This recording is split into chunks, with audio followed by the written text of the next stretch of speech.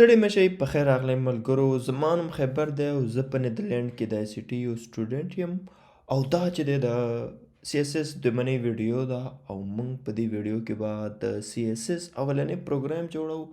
موږ به داسې چل کوو چې موږ به ایچ ټي ایم ایل څو ایلیمنټس جوړ کوو او هغې ته به موږ د سی ایس ایس په مرسته باندې ډیزاینینګ ورکوو. نو راځئ چې سیده ورځو ویژوال سټوډیو کوډ ته. شروع به موږ دې نه کوو چې موږ به یو فولډر جوړ کړو او دې ته به زه نوم ورکړم چې سی ایس ایس ټوټوریل او په ویژوال سټوډیو کوډ کې به زه دا کولاو کړم اوپن فولډر ډیسکټاپ او سی ایس ایس ټوټوریل دا دی او اوپن له به راشم او دلته زموږ فولډر چې دی هغه کولاو دی. موږ به داسې شروع دی نه وکړو چې سی ایس ایس خو دې ته وایي چې موږ ایچ ټي ایم ایل پیج چې دی هغه ډیزاین کړو. نو د دې مطلب دا چې موږ ته یو ایچ ټي ایم ایل پیج خامخا پکار دی. نو دلته زه به یو جوړ کړم index ډاټ ایچ ټي ایم ایل. دا موږ تېرې ویډیوز کې کړي دي ایچ ټي ایم ایل ټوټوریل کې. نو کېدای شي دا نو خامخا پکار چې دا تاسو ته پته وي. دلته راغلو او موږ د ایمیټ ابریویشن استعمال به وکړو او دلته به موږ ته د پیج یو ټمپلیټ ملاو شي. په دې کې زه داسې چل کوم عام سټارټ ورکوم. په دې کې زه یو ډیو جوړوم او په دې کې یو h1 جوړوم او دې کې زه وایم چې ویلکم پښتو کې ولیکم سی ایس ایس ټوټوریل کې زه تاسو ته هرکلی وایم او تاسو ته پته ده چې دا موږ چې دی د لایف سرور په مرسته باندې دا موږ رن کولی شو. تاسو ټول ته هرکلی وایم. دا چې دی سمپل پروګرام دی زموږ. ما په h1 کې تاسو ته هرکلی وکړو او زه دلته یو پی لیکم پیراګراف او په دې کې زه لیکم لورم 50 او دا به ماته یو لوګونه کې ټیکسټ راکړي کوم چې ماته پکار دی او دا به زه کنټرول اس کوم او دلته به وګورو چې دلته یو هیډینګ راغلی دی او یو پیراګراف راغلی دی. اوس موږ غواړو چې دا هیډینګ او پیراګراف چې دی موږ ډیزاین کو خامخا دغه چې دی د دې ویډیو مقصد دی. د هغې ډیزاین کولو نه مخکې موږ ته دوه ټرمونه پکار دی چې موږ ته پته وي. یو چې دی هغه دی آی ډي او یو چې دی کلاس. آی ډي څه دی؟ د آی ډي نوم نه هی تاسو ته کېدای شي پته لګي. آی ډي د هر چا بیله آی ډي وي. د دوو کسانو یا د دوو شیزونو یو شان آی ډي نشي کېدلی ځکه چې آی ډي پکار دی چې هغه یونیک وي. اوس زه دلته آی ډي ورکړم د h1 ته زه آی ډي ورکول غواړم. نو زه به هغې دپاره به زه څه کوم زه به آی ډي اټریبیوټ استعمال به وکړم او دلته به زه h1 ته ویم چې ستا آی ډي چې دا موږ په خپله دې ته آی ډي ورکولی شو لکه خپل فکر باندې. موږ دې تاسې ورکو چې هیډینګ دې ته به زه هیډینګ ورکو. ولې چې موږ h1 له هیډینګ په نوم باندې یو آی ډي ورکړله اوس موږ بل ایچ ټي ایم ایل ایلیمنټ ته سیم آی ډي نشو ورکولی. ولې چې آی ډي پکار دی چې یونیک وي هغه خاص وي. اوس چې دی زه به ډیو له چې دی یو کلاس اټریبیوټ په دغه کې په شکل کې زه چې دی دې ته کنټینر نوم ورکوم. کلاس نوم چې دی دا کلاس اټریبیوټ چې دی دا سیم کلاس کنټینر په نوم باندې چې موږ کوم دلته ورکړی دی دا موږ ډیر ایلیمنټس ته ورکولی شو. دا چې دی زه دلته یو بل ډیو جوړ کړم فور ایگزامپل او هغې ته هم زه کلاس ورکړم. کلاس دا لږ اټومیټیک ډېر شیونه را روان دي او زه دې ته ووایم چې ته کنټینر یې. دا چې دی دا اوس غلط نه دی. که اوس دی له موږ آی ډي دا د هیډینګ والا نوم ورکو نو دا به بیا غلطي. ولې چې هیډینګ په نوم باندې موږ ته خالي یو شیز پکار دی او هغه موږ الریډي دلته ډیفاین کړی دی. ایچ ټي ایم ایل ایلیمنټ ته آی ډي ورکولو مطلب څه دی مقصد څه دی او کلاس ورکولو مقصد څه دی. دا ځکه موږ دې له ورکو چې موږ بیا دا کلاسونه چې دی په دې نوم باندې بیا پیژنو. اوس دا h1 چې دی موږ ته پته ده په دې په دې ټول ډاکومنټ کې کېدای شي ډېر H1 وي، کېدای شي تاسو یو غټ ویب سایټ جوړ کړئ هغه کې تاسو ډېر H1 ټیګز استعمال کړي، خو دا یو H1 به پکې که زما په کار دا زه د آی ډي وجې نه پېژندلی شم، ولې چې ما دې ته یوه آی ډي ورکړې ده او دا آی ډي به نور H1 کې نه وي، هم د دې ده. نو زه چې دی بیا دا هم صرف دا یو H1 چې دی استعمالولی شم او دی له ډیزاینینګ ورکولی شم، او کلاس هم دغه شانته دی. کلاس هم د ډیزاینینګ دپاره موږ استعمالوو. موږ یو کلاس په CSS کې راونیسو او هغې ته موږ ډیزاین ورکوو. نو ډیزاین څنګه ورکوو؟ ډیزاین موږ داسې ورکوو په دوو طریقو باندې موږ ورکولی شو. یو چې دی موږ دلته په بوډي کې د سټایل ټیګ استعمال کولی شو. زه چې اوس داسې سټایل وکم سټایل ټیګ او زه دلته ولیکم چې ما ته دا کنټینر چې دی کنټینر دا ډیو چې دی دا دې ته د دې بیکګراوند کلر ما ته چینج کول دي. اوس به تاسو ته څه ښکاري؟ اوس تاسو ته سمپل دا ښکاري، هېڅ ډیزاینینګ وغیره پکې نشته دی. خو چې موږ د دې ډیو ډیزاینینګ ورکول غواړو نو موږ به په سټایل کې دننه CSS لیکلی شو. موږ دې ته وویو چې بھئی ما ته دا کنټینر راکړه، دا کنټینر به څنګه راکړې، دا کنټینر به ته څنګه اخلې؟ دا په دې معنی اخلې دا ځکه چې دا یو ډیو دی او دا یو ځکه چې دا یو کلاس دی نو ته چې دی ډاټ لیکلی شي او بیا کنټینر لیکلی شي. د دې مطلب دا دی ډاټ کنټینر مطلب دا دی چې ما دا یو کلاس چې دی دا سلیکټ کو. په کوم ځای کې مې سلیکټ کو؟ په CSS کې. او ولې مې سلیکټ کو؟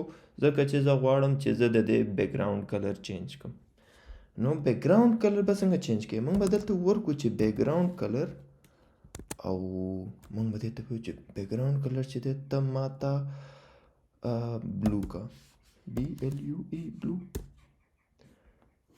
نو موږ به اوس چې دی دا چک کو او دلته به زه راشم تاسو ته ښکاري بلو کلر دونه خوند نه کوي چې د دې ډیو چې دی بیکګراوند کلر چې دی دا بلو شو.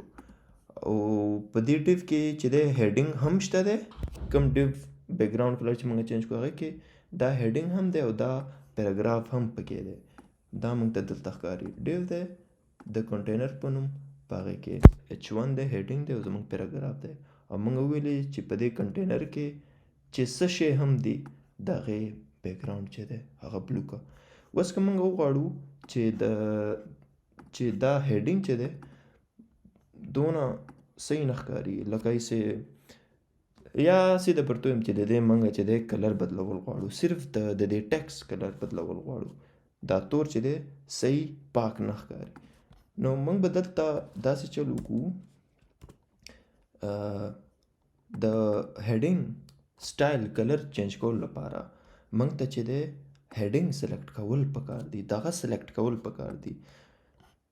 نو د دې آی ډي سلیکټ کولو لپاره موږ به داسې چل کوو چې موږ به هیش ولګو او دلته به ورکو چې هیډینګ او دا کرلی بریسز به کولاو کو او دې کې به دې کې ویم چې کلر چې دی هغه وایټ کا. دا کلر وایټ چې دی هغه ټیکسټ چې دی هغه به وایټ کی. دلته موږ راشو او انډیډ دې چې دی د هیډینګ کلر چې دی هغه چینج کړی دی. د آی ډي او د کلاس کې که تاسو ډېر زیات کنفیوز یاستئ نو تاسو به د دې اگزامپل نه هم پته لګولی شئ. کله چې ما کنټینر یعنی دې کلاس ته چې کله ما بیکګراوند کلر بلو ورکو نو دې کلاس کې دې ډیو کې د دې ډیو کلاس کې چې څونه ایلیمنټس وو هغه په هغې ټولو باندې اپلای شو. کله چې ما صرف د H1 هیډینګ راواغستو، دا آی ډي مې چې راواغسته نو دې صرف ډیزاینینګ چې دی هغه په هیډینګ باندې اپلای کو او په دې ځای باندې اپلای نه کو. په یو ایلیمنټ کې موږ ډېر کلاسونو نومونه ورکولی شو. هغه موږ څنګه کولی شو چې موږ یو دلته کنټینر ورکو، موږ دې ته ویو چې کلر بلیک، داسې زه د کلاس نومونه ورکوم. د د دې خالي ښودل زه تاسو دا غواړم چې دې ته موږ نور کلاسونه هم ورکولی شو دې ډیو ته. موږ خو یو کلاس نوم ورکو، یو کلر بلیک هم ورکو، او یو دې ته بی جی مطلب بیکګراوند کلر ریډ. دا چې داسې د کلاس نومونه دي. په دې کې زه چې دی لږ نور ډیزایننګ وکړم، زه دې کې پی ورکوم او زه دې ته ویم چې لورم څلوېښت او یو بل دغه مې جوړ کړو او په دلته بس زه دلته راځم چې او یو بټن جوړوم. په بټن کې زه دې ته ویم چې کلیک می او زه دلته راځم اوس په دې ځای کې او تاسو ته دلته به ښکاري چې دا کلر ډېر ښایسته نه دی اصل کې، چې بل ډیو دلته جوړ شوی دی هغې ته هم چې دی بلو کلر ورکړل شوی دی بیکګراوند کلر ته. که زه دلته تاسو ته وښیم دا بیکګراوند کلر ځکه ورکړل شوی دی ځکه چې دې ته ما سیم کلاس ورکړی دی، دا کونټینر نه دی، دې کونټینر ما دلته سلیکټ کړی دی او دې ته مې بلو رنګ ورکړی دی. خو که موږ دلته کلر بلیک کو، کلر بلیک او به د ټیکسټ وي او زه دلته ولیکم چې ډاټ کلر بلیک او دې ته کلر بلیک د خو موږ به دلته کلر بل ورکو هسې نوم دلته ولې چې الریډي موږ سره دا ټیکسټ چې دی په بلیک کې دی، نو زه ته به دې کې ورکړم چې کلر یلو او موږ به دلته راشو. دې چې دی دا زیړه دی کیدای شي تاسو ته صحیح نه ښکاري، سپین سپین غوندې کې ښکاري، خو دې چې دی بیکګراوند یې چې دی هغه بلو دی او بل کلاس موږ استعمال وکړو د کلر بلیک والا کلاس کوم چې موږ ته کلر زیړ راکوي. لږ غوندې کنفیوژن دی خو تاسو به پرې پوهیږئ. یو خو دا طریقه شوه موږ سره د سی ایس ایس لیکلو، موږ خپل ایچ ټي ایم ایل ایلیمنټس ته په دې طریقې باندې موږ سی ایس ایس ورکولی شو. داسې سټایل ټیګ واچوه او په هغې کې دننه کلاسز سلیکټ کوه د ډوټ په مرسته باندې او آی ډیز سلیکټ کوه د هیش په مرسته باندې.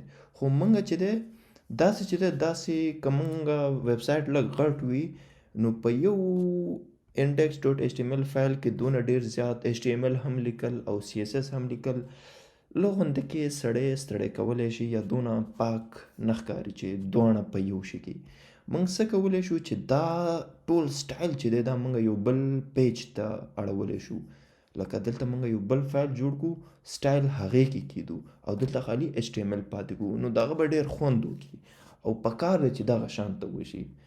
نو چونکې موږ سی ایس ایس بل فایل کې لیکل غواړو نو موږ به د سی ایس ایس بل فایل جوړو او زه دې ته ورکوم سټایل ډاټ سی ایس ایس. د دې مطلب زه یو سی ایس ایس فایل جوړم او په دې کې به زه چې دی زه چې دی ما چې څونه سی ایس ایس دا لیکلی دی تیزې پورې زه به دا کوپي کړم او دلته به یې پیسټ کړم. صحیح ده، دلته مې پیسټ کړو. اوس ما ته د دې ضرورت نشته دی، د دې ضرورت نشته دا مې لرې کړو. دلته پیور زما چې دی ایچ ټي ایم ایل راغلی دا به موږ یو ځل فورمیټ کو، هر څه فورمیټډ دي نام فورمیټ کو چې هر څه برابر راشي. دا لورم چې دی دای چې دی اوس پوره راوستو دلته مخکې به اخوا ځای پورې تو او اوس چې دی موږ دا سیف کو موږ راشو پام وکړو دلته خو ډیزایننګ لاړو ځکه چې موږ ډیزایننګ لرې کو.